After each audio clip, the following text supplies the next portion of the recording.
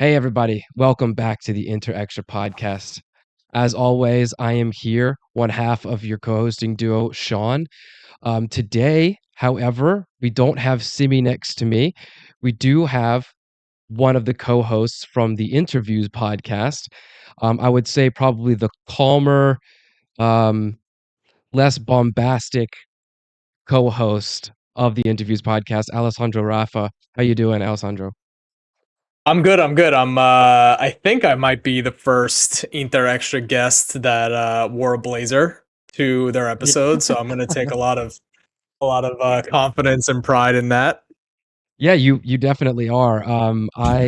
Yeah, Simi and I don't look that good. You're looking sharp right now. So, yeah, the closest I get to that is this collared kit here. It's the kit from the 80s, The I believe. Misuda, so good. Yeah, so it's one of my favorites. It's comfortable. It was during their retro um collection a couple years ago, like only $50 for it. And yeah, I'll do it. I'll pull that trigger. Listen, the collars are coming back next year too, so it's nice. I'm a big fan of them.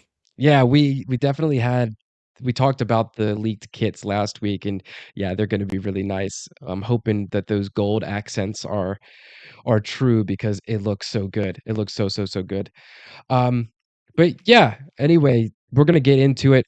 I'm gonna make this quick episode again. Of course, we had a lot of action last week, um, and then we'll have a good amount of action tomorrow. It looks like I'm gonna make sure that I have all of those games ready to go. But before we get into it, if everybody will hit the subscribe button, hit the like button, share with all of your friends. Make sure that you go give Alessandro and Johnny some love on the Interviews podcast. I recorded with him earlier this week, so if you want to hear my voice twice, then go listen to that as well. And then if you're listening on the podcasting platforms, please give us a 5-star rating, leave a comment or review, and again, of course, share with all your friends. But yeah, to get into it, the first piece of business that we're going to get into is the fixtures. I'm going to go a little bit. Yeah, I don't think that we did. The women's team did have a game after we recorded last week. They played a 5-2 victory over the Lazio. Um, and that interesting. It looks like it's getting close to separating into the two divisions that they do at the end of the season. But the Yeah. women's team is securely in second, 5 points above Juventus, 6 points behind Roma. So good victory for them. Not the only ones that won 5-2 last weekend, but we'll get into that game in a little bit. The Primavera squad um, did, oh, they played today. So we have two games to talk about for them. So last week they played a 2-1 victory over Sassuolo, which was needed because they had been struggling a lot. But that's 3 wins in their last five. And then also a 2-1 loss to Cesena today. Were you able to watch any of those highlights? I wasn't able to watch the highlights, but I do think it's worth keeping an eye on through the end of the season because this academy is gonna, undergo an overhaul. Our current director is on his way out. Reports today that we have hired Juventus's academy director to come in and shake things up. Also, overturning former Inter Academy manager director Fulvio Pea is back in the fold for next season. So looks to be pretty interesting shakeup in the Primavera levels. Oh yeah, absolutely. And I know we talked about that news last week. Um, I know that we it was only mentioned in passing, but I did see the reports today. We haven't posted anything on Inter Extra yet. So keeping everybody, if you're listening to this and you haven't checked out the account yet, um, keep an eye out for that because that news is important. I did see that reported today. So it's huge. It's huge to keep an eye on that because that's the architect behind Juve getting these talents and then selling them for big profits. That's the Hoyson Yildiz, that group of players that have been succeeding. So yeah, It but hasn't also necessarily worked out for their first team because that no, money's not necessarily necessarily getting spent well. But if if our directors are able to use the assets appropriately, then it's a different story. Yeah, absolutely. And another interesting detail about this game, speaking of looking to the future for the Primavera, is that this team almost consisted totally of U18 players, not just the U20 that is the Primavera. So all of these players could actually will fill the Primavera next season, but also will play in the UEFA Youth League if they qualify, which which they should, because they'll qualify because we qualify, the senior team. Yep. And Yep. that tournament is a U19 tournament. So they're already getting game time together.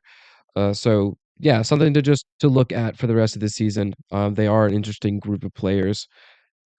However, moving on, we are going to talk about a little bit. I did watch the highlights for these, but the U23 team played out 2 wins, or no, yeah, 2 wins this past week. So huge for them to get these results back. They played a 2-0 victory over Pro Vercelli last week, last Saturday. Um, 2 of the actual young players, so it wasn't our 30-year-old U23 players that we've filled the squad with. It was Igor Amarigi and the center back, I think it's Christos Alixiou. Um, let me see if I have that first name right.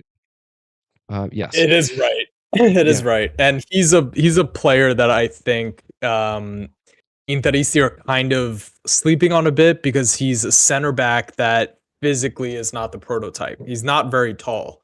Mhm. But he's represented Greece at every level of their international youth makeup there, and he's been really good for the academy for a long time. But there doesn't seem to be a ton of hype around him, which I think is unfortunate because every time I've seen him play, he's pretty good. Very strong defender. Yeah, he is. He's a little short. I believe he's 6 foot 6'1", which is the 178, 181 range for the metric guys. Um, yeah, and he has been good. He's been ever present in the U23 team this season, still at 19, 20 years old. So it's really good to see him do that. And you know, we had some Carlos Augusto news the last few weeks. Is he the one Mhm. that fills in for the left center back? And then we have another player fill in for the left wing back. The Vice DiMarco and Vice Bastoni roles there.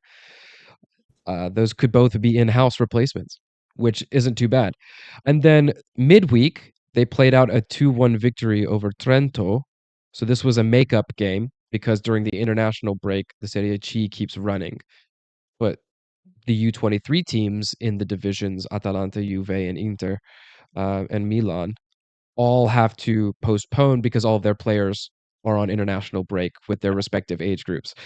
So, yeah, it was a goal from Spinace in the 15th minute and Zubarek penalty in the 71st, and Trento pulled a consolation back in the 75th, making it a little nervy for the last 15 minutes, but they pulled off 2 wins in a row, which now puts them comfortably, not comfortably, but they're back in the top 10 for the playoff spots. So, Did not see that coming because it's been a very long periods of down for that team this season. But they're finding a way. yeah, it's good. It is really good, and I'm so glad that I'm seeing a bunch of the young names show up on the score sheet. I think that's really important. But yeah, moving on, we will go into the senior team, um, which, like I said, just like the women's team, they had a 5-2 win over Lazio, but the men's team had a 5-2 win against the other side of Rome, against Roma. Um, yeah, our captain coming back, and we'll keep this. If you want to listen to a more in-depth analysis of the game, go watch the interviews podcast I did with Alessandro this past week. There's just 2 bits of information that I want to talk about, 2 bits of news that I think are important from this game. Not so much the performance, which was great, but it was our captain coming back for one game, and we'll get to his extra, little bit of news about him at the end of the show. But yeah, coming back, scoring 2 goals, what do you think he brought to this game just coming back this week? It's twofold, and I think, and we spoke about this, but so much emphasis is like on his leadership and the confidence that he plays with, and the grinta that he plays with, and how aggressive he is. But also, people don't associate Lautaro with being a very technical player, but he is. He drops into midfield and he gets play going, and he keeps it moving, and he turns received passes deeper in the midfield into better outcomes than what we've seen with Pio. Pio is he usually has someone on his back and he's either drawing a foul or doing a layoff. He rarely ever we've seen it happen a few times where he's able to create space for himself and hit the long ball, but it doesn't happen as frequently as you see with Lautaro, who really does create space, whether it's a shift in his body weight or whatever it might be. So yeah, I thought the guys felt or they looked like they felt a little bit more confident with their leader on the pitch, but also technically the gears were moving after kind of stalling out the few games before. Yeah. Yeah, absolutely. Um, the defense, of course, not being too great with the 2 goals conceded. So glad that we were able to score 5 because if he wasn't there, like you were saying, if things weren't clicking, it could have been a different result.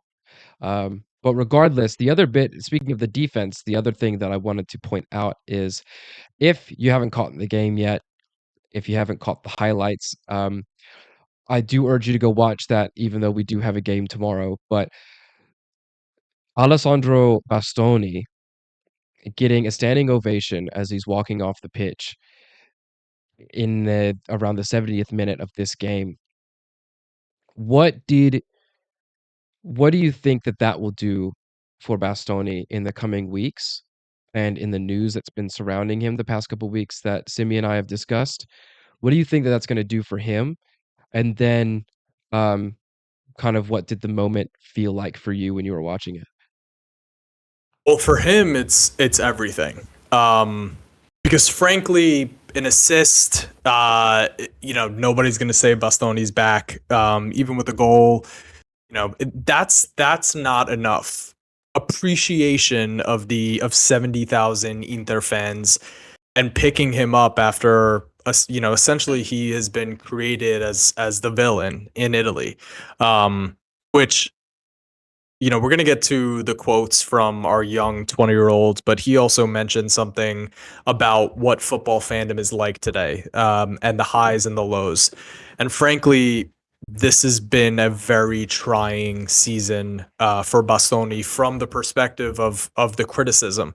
But it feels like a standing ovation from your home crowd kind of wipes it out. It almost feels like clean slate.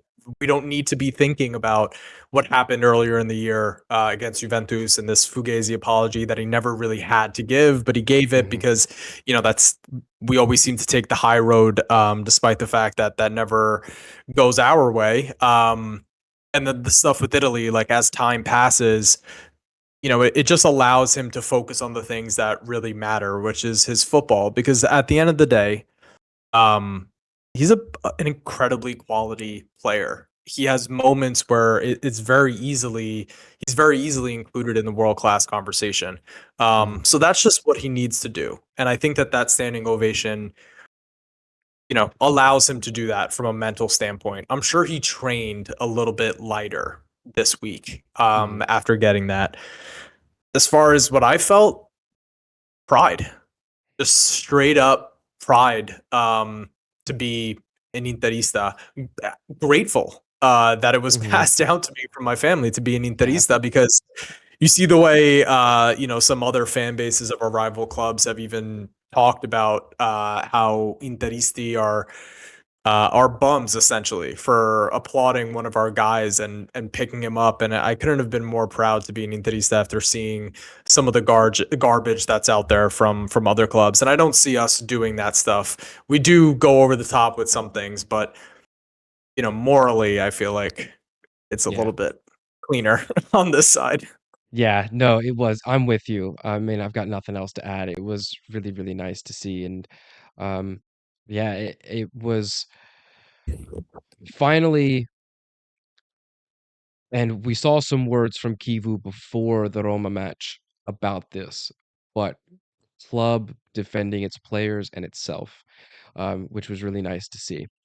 But we will get into our transfer news from this past week. A little bit more of some of these monologue type of uh, situations, I guess I could say. Like this was the news coming out from Pasquale Guaro. But Mhm. first, that Oaktree is setting up meetings in the next coming weeks with Inter, including the technical department, to plan for the future. So they talked about Vicario being the candidate post summer, which has been in the talks for weeks. But there's also going to be discussions about the contract renewals, who's the important objectives to pursue, which players need to be prioritized, which positions need to be prioritized, and then that the youth plan, that promoting youth players from our own U23 team isn't going to be the only option, that they need to include experienced players into the squad. Yeah. In addition to that, Oaktree has also mentioned that they're going to have a base of a 40 million budget this upcoming summer. So that's pre-sales, um, which comes out to be a um, similar budget to last summer. So it doesn't seem like we're losing much in the transfer market there. Maybe they're accounting for a lot of these contracts ending. A lot of that can go into the transfer budget, which makes sense because it's a lot of high contracts that might be leaving. So yeah, so this is pre-sales 40 million base. I wanted to just ask, what did you think about the idea from Guaro about the player, like they're going to be experienced players, the youth options are there, Vicario, like all of that together. What do you think that they're going to get from these meetings, if anything? I have a healthy dose of skepticism about the details coming out of these meetings. I really do. I don't think, I mean, the last thing that you would want to do as a club that's in the process of trying to do a squad revolution and really overhaul the team, the last thing you want to do is tell everyone else how much money you have in the bank, like what Yeah. you're willing to spend. I mean, I don't know how that detail gets out.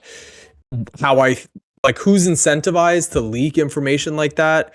Um, I don't know, like maybe Beppe or Piero is unhappy with the budget that they've been given and they kind of want to set the stage for having a summer that they've been handcuffed with. But like, I don't know that that does them any good. Like, is that really going to improve anything? So, frankly, I think that this 40 million number comes from someone at one of these outlets or these reports that, you know, opened up the spreadsheet and are forecasting. You know, we see Bernard, Thomas Andreessen, there's a lot of Interista that put together the financials for the club. I think it's Mhm. really someone that's looking at the financials and says, okay, this number makes sense. Because I don't like Oaktree is a an asset management company. Like they're not stupid. They're not Mhm. trying to let anybody know what the deal is as far as what they're willing to inject in the team.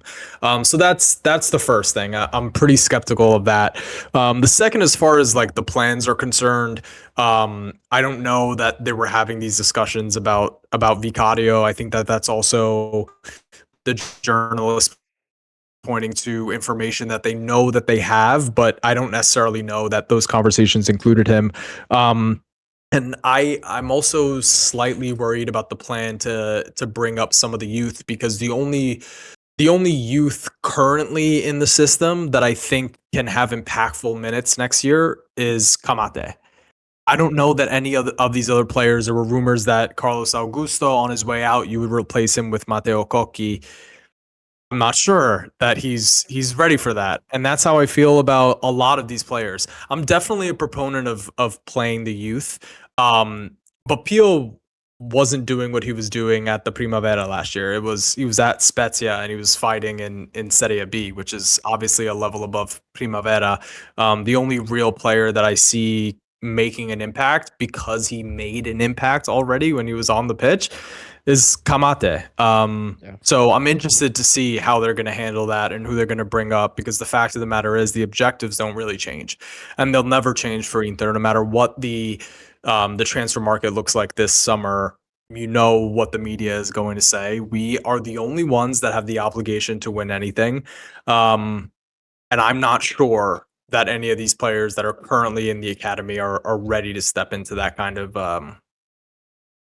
you know season. Yeah.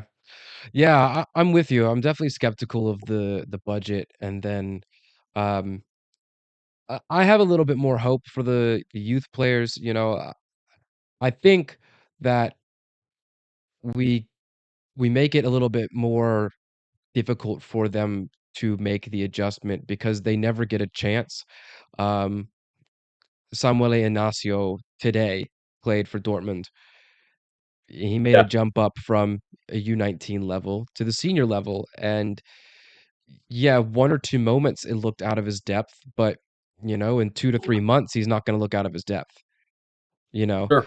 So, yes, we do have the obligation. We do not have the same obligation as Dortmund, right? They are not winning the Bundesliga. They aren't expected to Yeah, win the Bundesliga. Bayern win the Bundesliga so often that they can play players like Lennart Karl, um, and, yeah. some of Wisdom, those Mike. things yeah, some of those things are a little bit easier, but even PSG loses the league sometimes, and they're still promoting players. It should not be like 5 or 6 players every year. Um, Sure. but, I do think that if 10 other players can't lift up 1 when making a cameo or making a starting appearance against Yep. a bottom half team, then you've got a full squad issue, you know? Yeah. So, um I understand people's hesitation, but this is, the Italian mindset issue of, uh, I'm Italian. we What do you can't want me to do? yeah. No, it's perfect. But, yeah, just to get into our first bit of news, so we do have official news here, um, or, almost official news, that Inter has made an offer worth 4.2 million plus a 10% sell-on clause for Belgian Pro League side fullback Monchef Zekri, who is Yeah. Moroccan. Um, I, you know, I think this points to one of those left wing backs being promoted, and that's what I'm seeing because that's what he is. He's a left back, left wing back. Yeah. Yeah. And I think that's great. The FIGC is about to have this huge overhaul about, Italians needing more minutes in Serie A. Um, This doesn't help that. I mean, I guess it allows for Italians to be bumped up to the senior team, but a Moroccan being playing in the U23 team, which is meant to be for our Italians to develop at a younger age, in senior minutes. But, I don't know if you know anything about this guy or what you think that this might mean for Inter Yeah. altogether. He- He's so far away from first team minutes, right? It's like when you watch him, there's moments of brilliance, but um he's not anywhere close to first team duties. So what I think you're looking at is a little bit of kind of what we might have seen with Masolin and that signing, where it's an asset management play. You're bringing in assets that could be appealing to other clubs in the future, even as counterparts, right? Because sometimes you can bring in an asset, a young player with some talent that, let's say you're negotiating a deal for Muharemovic, and you say, okay, we'll bring the price down by including an Akin Sanmiro, and then this Moroccan left back, and you see what it is. Yeah, Sometimes it's very difficult to negotiate within Italy, and I do think that there is going to be an element of counterpart insertion when you're negotiating with clubs like Sassuolo and Torino and so forth. So that's really what I think it is. I don't think that he's close to Koki. Even David, I think is a better left back at this point. So yeah, I don't see it as a strengthen the left back pipeline because it needed strengthening. I think it's yeah, more of like talented player could potentially be an asset that we sell off, and that's what I think that is. yeah. That's totally fair. Um, but it it's weird to me. I know I tweeted about it, made a comment on it. But yeah, we'll move on from that and get on to our rumors. More incomings here. The first one that we're going to talk about is that Inter, there's the feeling that it has an advantage over the competition to sign both Umar Soleh and Tarek Muaremovic, and that they want both to arrive in the summer. We are losing two center backs on contract expiring in De Vrij and Acerbi. There is the possibility that Carlos Augusto leaves, so that's another center back slot that opens up. You might get another player in there that might leave as well in Bisek, if he wants more first team minutes or if he wants to make the German national team and they really are only looking in the Bundesliga and he feels like he needs It's to leave there. ridiculous, by the way. Yeah, it is Completely ridiculous. ridiculous. But yeah, these two names we've talked about Muramovic at length. And we have mentioned Soleil, excuse me, in that we want to wait on what we're saying about him because he does have his court hearings or his decision now been postponed to June. So Yeah. um, just you can give your thoughts on these players quickly if you Yeah. want. As a player, I am hyper convinced by Solé, and I have been for a long time. You can see that I was tweeting about him when he was at Salzburg, and that I really, really wanted him. And then you kind of wonder how they let him go, and how no one picked him up for a little bit, and how he ends up at Udinese. And he's as a player, he's been really, really good. And in terms of qualities that Inter needs, the guy has no problem playing in a high line. He has the physicality and the speed to drop deep if necessary, but also on the ball. It's like there's no hesitation, there's no worry under pressure. He doesn't make bad decisions with the ball. Sometimes he gets a little careless with bringing it up, but he has Mhm. the ability with in his carries sometimes, Yeah. which makes him take some of those risks because the spectacular is right out there for him. But also he can make some mistakes. He's never touched a situation as filled with pressure, as intense as pulling on the Inter jersey. But as a player, I'm hyper convinced about his ability. I don't know what's going on with the court issues, and obviously, like I don't. I'm not interested in bringing in players like that. I'm not like the Zerbi talking about Mason Greenwood. Like that's not Yeah. how I feel. I don't think that those kind of folks should wear the Inter jersey. But I am interested in seeing how things play out. As Yeah. far as Muraimovic is concerned, this has been he's a very divisive player, especially on Inter Twitter. Here's what I'll tell you.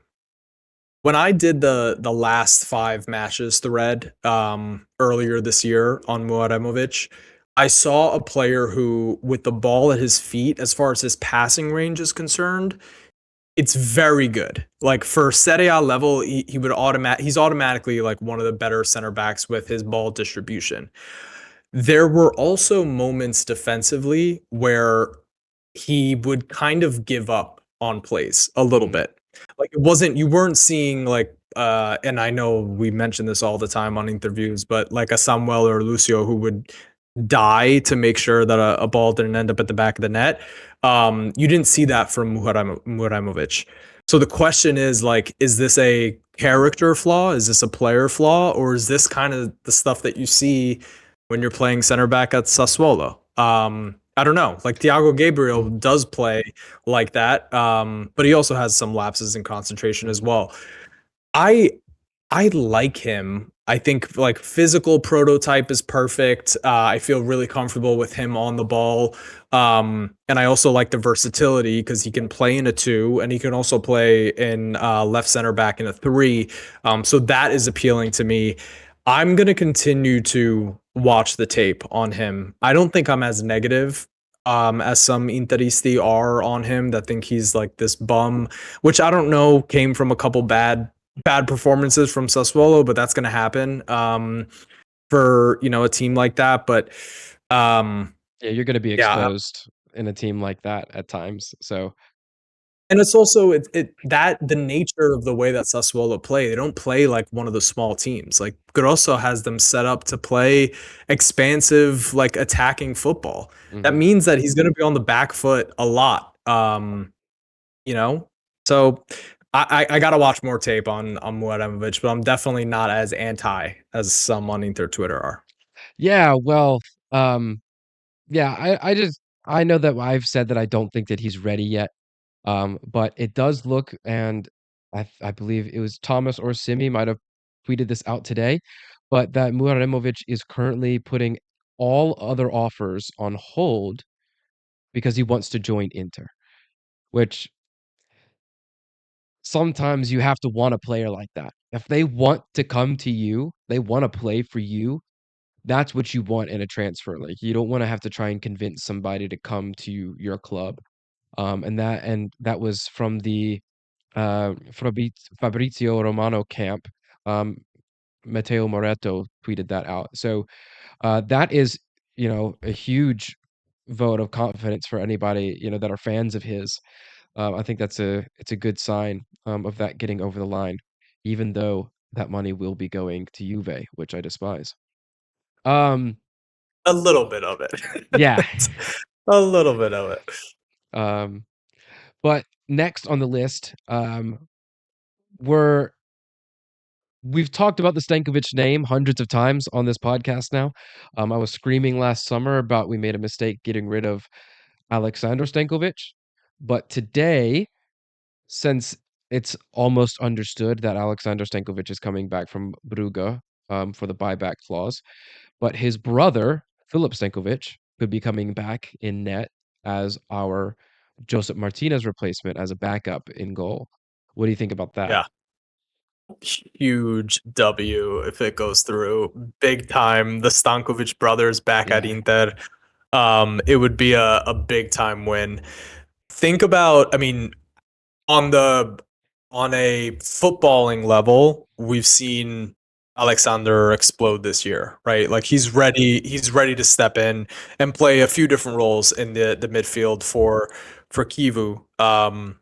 If all goes well with the rest of the season, obviously, and Kivu knows him very well, so I don't think I don't think anyone has any expectations that it's not going to go very seamlessly. Knock on wood here.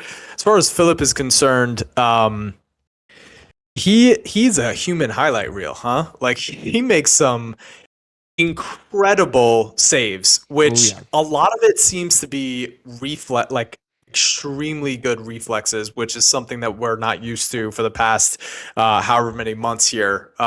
So I'll take that. I'll take that. And also, I think the other aspect of it, these kids grew up with their father playing for Inter in some super teams. So they know what it's like to be around this club in terms of like their blood. Their footballing blood is Yeah. is about this club. And I like that. I like what that does for the locker room. And I like what that does for when they step on the pitch and how that might look. Yeah, yeah, and from what I've seen as well is that, I mean, his dad was a midfielder, his brother's a midfielder. He's not bad with his feet either, you know. He's pretty decent. The only thing is that he's a little undersized. He's 6'1", I think, which means we are improving on height from the 4'8" summer.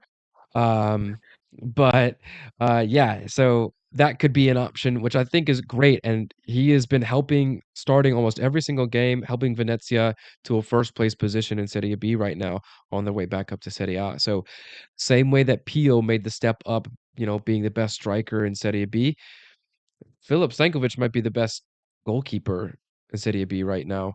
I know there's a couple Yeah. other young Italians there that some people might shout for the Do you best, but know what the sorry, do you know what the figures are on bringing Philip back? Because I don't think we have any sort of ownership right on him at this point in time, correct? Is he's fully owned by Venezia? Do you let me know? check. I don't know. I thought that his was a loan with an option. So, of course, that means that if they exercise the option, we'd have to purchase him back. Right. Um, but I don't think, yeah, let me see. Um, oh, come on. I'm trying to look at the transfer here. I'm seeing a transfer to Venezia No, last season was the for loan. This season it was a full transfer, it looks like. yeah, yeah. Maybe there is a first right of refusal purchase option. Interesting because I've seen 4 or 5 mil thrown out there, and obviously, that feels a little low. So it makes me think that No, there's some sort of it probably would be about 8 situation. to 10 million because I think we sold him for 4 to 5 million. Hmm. So it would probably need to double that figure to bring him back. Especially with Venezia coming back to Serie A, they might want to hold on to him. But yeah, 24 years old, not young, not, No, of course, that's young for a goalkeeper, but he's been playing, um, yeah, Serie B level for 3, 4 years now. So, uh, and some Serie A matches, if I'm not mistaken. He played for Venezia last season in Serie A. So, yeah, it's good. I like the idea. There is something about bringing in players, creating a good environment, for players to succeed, you know, so bringing Philip back might be a way of Alexander being happy and keeping him motivated and comfortable and feeling connected to the club still, even though he probably feels super connected to Inter. But anyway, especially when we know that Inter is going to come under crazy criticism at some point. So it's good to have those kind of players who have an affinity for the club and want to fight back against that kind of stuff. yeah, absolutely. Uh, and then the last bit of incoming news, we have two tweets here, and I'm just going to scroll through them on the Inter Extra page. The first one I'm going to mention and it's two Roma players. And it's not going to be the players that you think and you want. Um, but if you're watching No. this on YouTube, you already see one of them. Eyeing Roma fullback Zeki Celik on a free transfer to replace Matteo Darmian, who's leaving Yeah. this summer. And then we also have Roma's captain, Lorenzo Pellegrini, who could also leave Roma as a free agent this summer, which now puts our list of midfielders that we could sign up to about 55. So, Yep. I don't know what you think about those two names. I don't see as It's necessary. super obvious. It's super obvious what that is. And this happens, first of all, with Pellegrini, it happens every single year because his agent uses Inter's name, and that's just that. It's almost like in Major League Baseball for the American fans.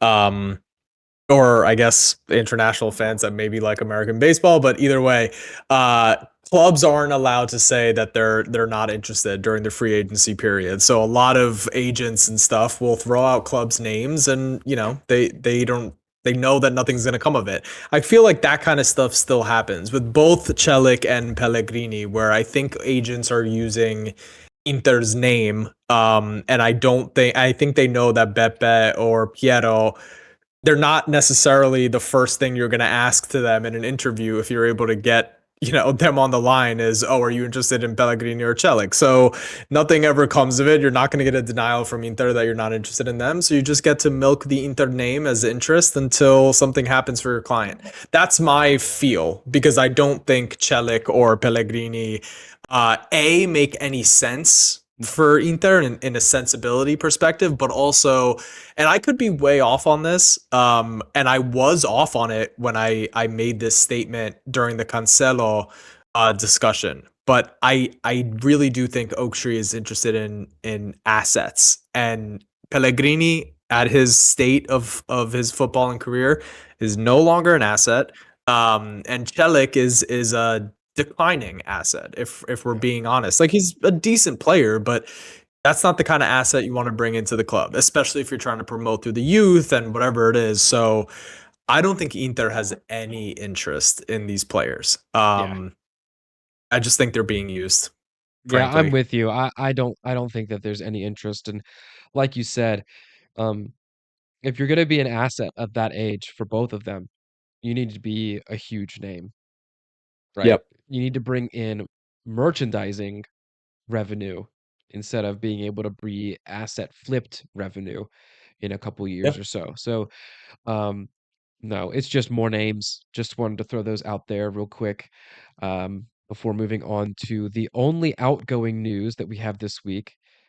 It was huge news last week. This week, it's just a little bit of a change in tune, Yeah. which I think is interesting, um, because of the standing ovation that he got this week, but that Bastoni is actually happy at Inter, and Barcelona would be the only team that he would move to, which I guess is why the only reason that they're the only ones that are interested in him, and that there's only the only news there. But yeah, they could match his salary, and include bonuses. Um, but yeah, it's kind of Bastoni's choice, Yeah. not really Barcelona convincing him or him saying that he wants to go. So I don't know what you Yeah, think I about don't want to that. sound like a broken record here, but I think Interisti would do themselves a world of good if they read these transfer reports through the lens of like who is incentivized to leak this information or who's getting something out of this information being reported. And what it looks like to me is that there was a lot of chatter coming from Barcelona or Barcelona affiliates to Spanish media to the Italian media that would gobble it up, which is basically everyone saying we are in discussions and something's going to happen, which puts pressure on Inter. Um, Especially the things that happened during the international break, then you get this whole thing about, well, he's never going to want to stay in Italy, whatever it might be. Then it comes out that Barca apparently is working with figures that are closer to 40 to 50 million, and Inter is working with figures that are 60 million plus. And I can guarantee you, Barca's not closing that gap, and Inter won't let them close that gap with counterparts. So right now, in my opinion, there's nothing here. There's nothing here, especially because I don't think Bastoni is the kind of player that would pressure Inter into making a bad deal. And anything under, in my opinion, anything under 70 or 80 is a bad deal. But Yep. anything under 60 is for sure. He's not going to pressure Inter into doing so. I think they love him at the club.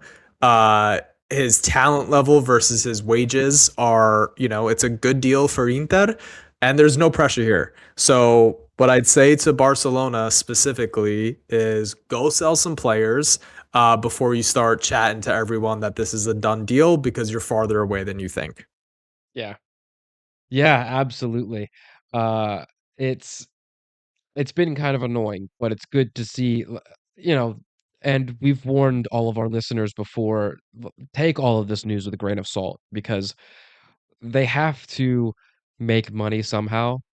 They have Mhm. to, I can't remember the correct term for it or the phrase for it, but it's like they have to show that their job and this line of business is useful and is important and Yeah. it needs to stick around. I So, think it's engagement farming or something like that. yeah. Well, yeah, that's what they're doing. It's a phrase of they have to like kind of prove their existence is worthwhile, kind of like the Mhm. position, the careers and Yeah. whatnot. So they Yeah. create all of this stuff because if they don't create the drama, then they don't get paid. Right. The outlets die. there's no point in the career anymore, just all of that type of stuff.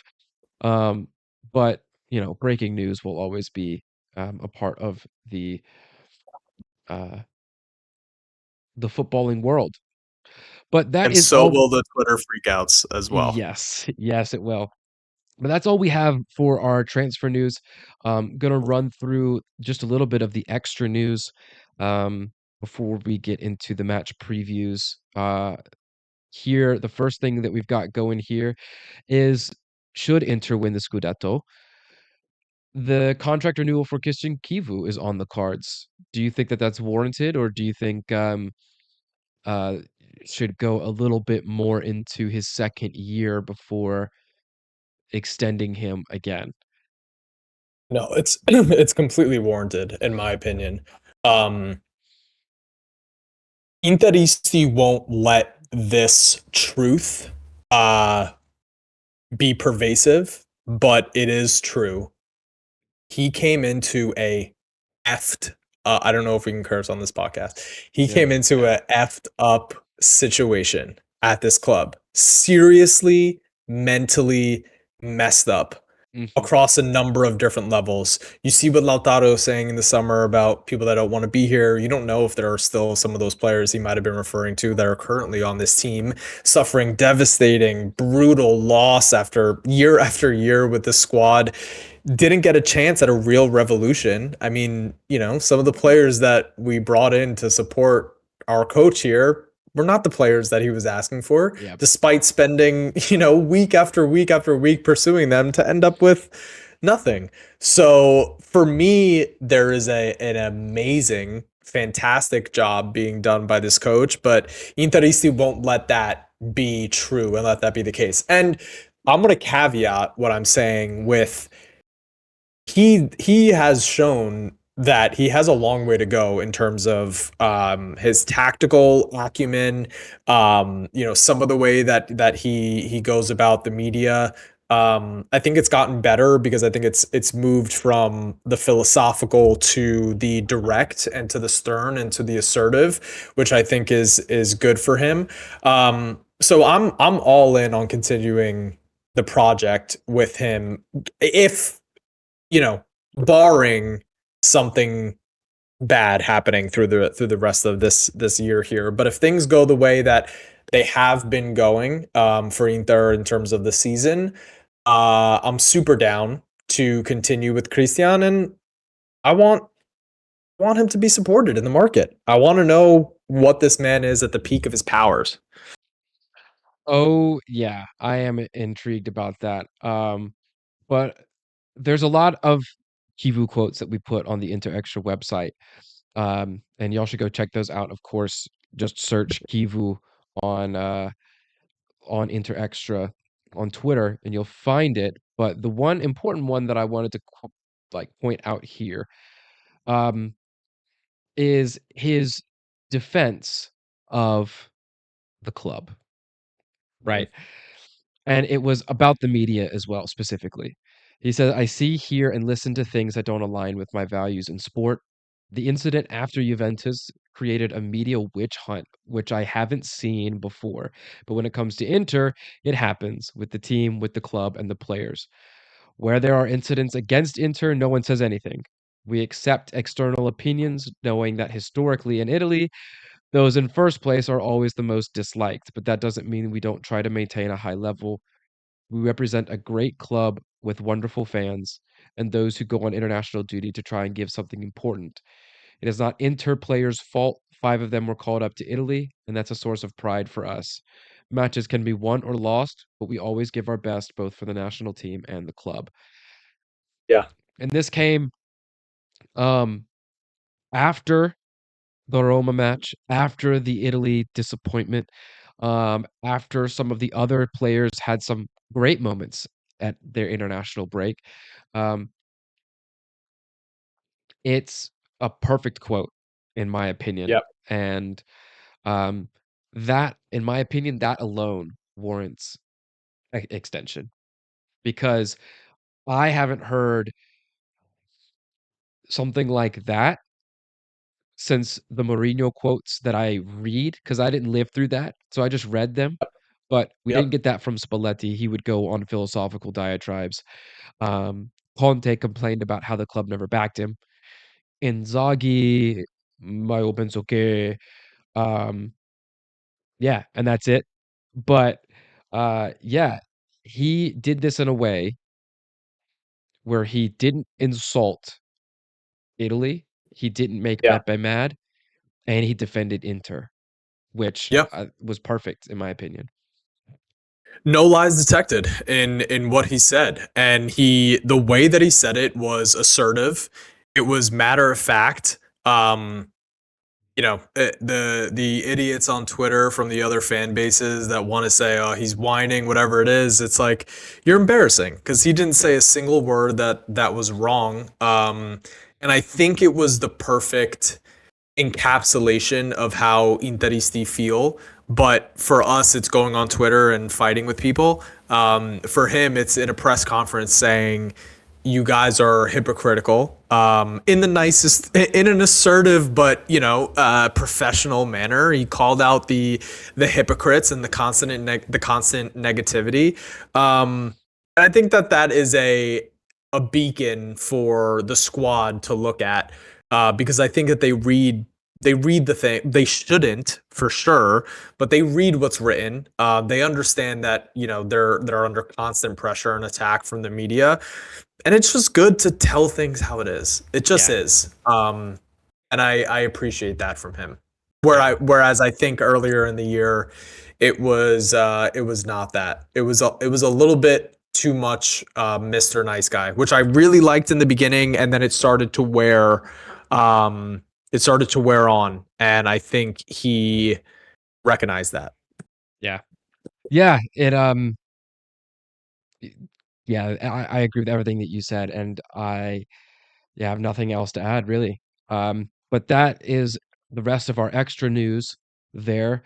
Last couple things. One last bit of news before we get into the match preview, but this goes along with that. Um, Our captain, even after the performance last week, sadly has official tests say that he had a muscle strain in the left calf. And in addition to that, he's going to be out for 2 weeks, which means he's expected to return for the Torino match. So he's going to miss Como, and then I believe Como again after the Cagliari match next weekend, Yes. Yep. if I have that Yep. right. So, Yep. um, 3 games, 2 weeks though, which, is not good, but, No. hopefully with the increase in form in both Pio and Marcus Thuram that they can put something together for us in the next couple weeks.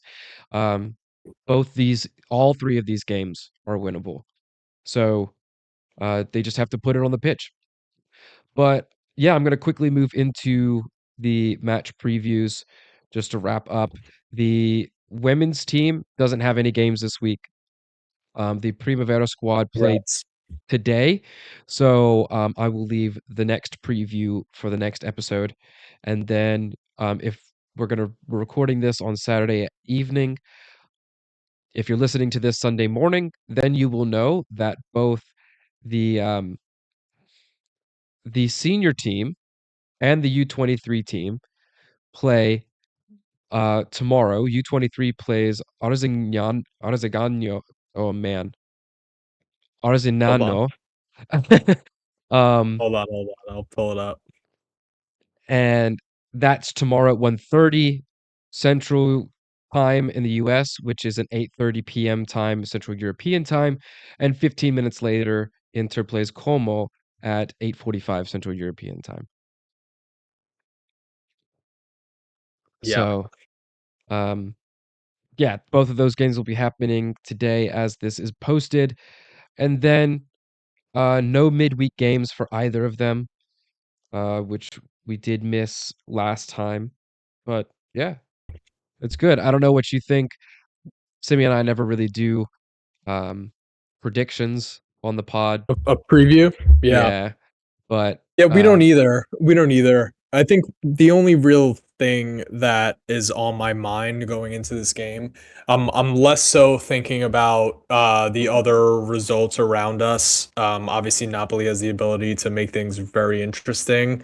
Como still has a lot to fight for, but what I really am harping on here is this Lautaro injury, where I feel it's obvious that we need him, but what I feel like this team should look at the situation like is Lauti came in to give you a lifeline. You guys were flapping your arms, drowning in the sea, and Lauti threw you a life vest. Let's Yeah. let's go ahead and call it that. Where he gave you just a little bit to maybe get your confidence back, or just a little bit to like kind of quiet the noise that's been around the Turams and the Barellas and the so forth. You needed the lifeline. But the reality is, Inter needs to solve for this challenge. It cannot be that one player completely change, and it has been the case, but they need to solve for that challenge. They need to find a different solution. So I'm looking at you, Duram. I'm looking at you, Barella. I'm looking at you, Pio, because you're going to be coming in directly for Lautaro. Your captain risked injury to give you the lifeline, to get people off your back, and to, pull you out of the water. It's time now. It's time now. There cannot be a reversion to the mean here, a regression to the mean here. You have to play at your level. If anything, just to pay your captain back for what he gave you last week. It's the least that he deserves for really risking potentially his summer. He's got to go to the World Cup for Argentina, right? He risked it. That's why he's hurt right now, because he risked it. So do the damn thing and Yeah. get it done. Yep. I'm with you. Well, before we run, Alessandro, please let everybody know where they can find you. Plug anything that you want to plug. I really appreciate you Yep. coming on and help me out while Simi is on vacation after finishing up his semester in school. Um, yeah, so let him know. Yeah. 2 pause this week, man. Good for us. I think we did a good job. But for me, if you guys want to follow me on Twitter, it's at Alex Raffa. Of course, the interviews pod, interviews_P0D. You can also find us on all the podcast platforms. I think we've been, not as great as with the uploads on YouTube, but you can find us on the podcast platforms. And episode 200 is coming up, so we're excited about that. Yeah, I know. Incredible that it's already 200 episodes. It felt like y'all It goes started, fast. yeah, Yeah. yesterday. But no, do that. We will tag all of your stuff down below in the comments in the description. So make sure that you all show some Alessandro some love. Of course, like, share, comment, all the things that I mentioned at the beginning of the episode. Thank you guys for listening all the way to the end of the episode. And as always, Forza Inter Sempre.